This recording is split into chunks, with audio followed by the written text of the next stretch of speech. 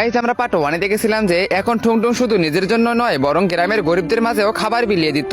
একদিন যখন ঠুংঠুং বাঁশি বাজিয়ে শুকনো গাছকে জীবিত করতেছিল তখন গ্রামের এক লোভী লোক রাকা এই দৃশ্য দেখে ফেলে। সে মনে মনে ভাবলো, যদি এই বাঁশি আমার কাছে থাকতো তবে আমি আমার ক্ষেত সবসময় সবুজ রাখতাম আর পৃথিবীর সবচেয়ে ধনী মানুষ হয়ে যেতাম। এই কথা ভাবার পর সেই লোভী লোকটি চুপি চুপি ঠুংঠুং এর কাছে গিয়ে একটা লাঠি দিয়ে হঠাৎ তার মাথায় আঘাত করলো এবং ঠুংঠুং জ্ঞান হারিয়ে মাটিতে লুটিয়ে পড়লো। তারপর সেই লোভী লোকটি বাঁশি নিয়ে সেখান থেকে দৌড়ে পালিয়ে গেল এবং সে তার নিজের চাষের জমির মাঝখানে দাঁড়িয়ে লোভী মনে এসে বাঁশি বাজাতে শুরু করলো। কিন্তু বাঁশি থেকে মিষ্টি সুরের বদলে এক ভয়ানক চিৎকারের শব্দ বেরিয়ে এলো। আর দেখতে দেখতে আকাশে কালো মেঘ জমে গেল এবং সেই ধ্বংসস্তূপের বাড়িটি থেকে এক ভয়ঙ্কর আওয়াজ ভেসে এলো। যে মানুষ নিজের স্বার্থের জন্য এই পবিত্র শক্তির অপমান করতেছে সে এখন থেকে এই ক্ষেতেই রোদ বৃষ্টি আর ঠান্ডায় আজীবনের জন্য ছটফট করতে থাকবে।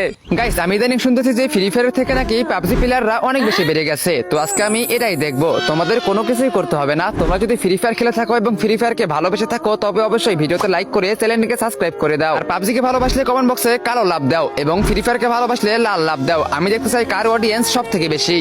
আওয়াজটি শেষ হতেই কয়েক মুহূর্তের মধ্যেই রাকার শরীর একটি শুকনো কাকতারুয়ায় পরিণত হয়ে গেল। সে চিৎকার করতে চাইলো কিন্তু পারলো না। তখনই আকাশ থেকে একটি আলো নিচে নেমে এলো এবং সেই আলোর সাথে বাঁশিটি চিরকালের জন্য আকাশে মিলিয়ে গেল। আর ঠুংঠুং যখন এই ভয়ঙ্কর দৃশ্য দেখলো তখন তার আত্মা কেঁপে উঠলো। সে বুঝতে পারলো যে লোভের পরিণাম মৃত্যুর চেয়েও ভয়ঙ্কর হয়। সেই দিনের পর থেকে ঠুংঠুং আর কখনো দুশ্চিন্তায় সময় নষ্ট করেনি। সে এখন দিনরাত কঠোর পরিশ্রম করতে লাগলো নিজের স্ত্রী ও সন্তানদের মুখে অন্ন তুলে দেওয়ার জন্য।